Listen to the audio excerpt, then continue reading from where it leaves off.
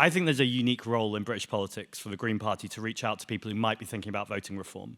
People who have rejected the old party politics, they want something anti-establishment, and they want something hopeful. Now, I can see very easily how we can make the argument about taxing multimillionaires and billionaires, about nationalising the water companies. The one that I'd love to hear your thoughts on is migration, because it feels like that's the sticking point when you talk to people. You can find a lot of common ground on so many issues. But when it comes to migration, it's almost like sometimes it feels people stop thinking coherently. I do think part of it, by the way, is just shifting the conversation. I often like to quote Ronald Reagan, obviously a big political idol of mine. He said something very wise. He said, when you're explaining, you're losing.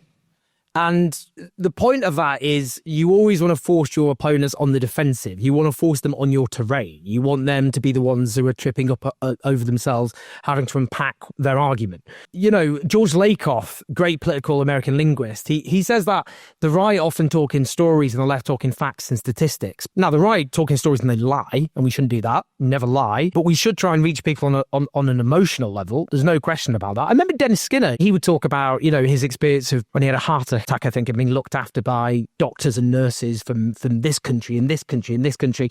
And obviously that always connects with people, humanizing people who are demonized on a daily basis. The fact that without that, you know, society would collapse.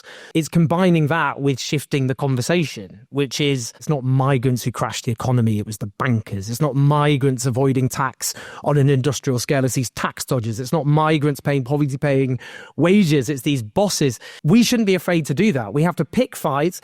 And again, also personalize it, I'm afraid to say. We have to pick, you know, examples of totemic bosses who treat their workforce like scum.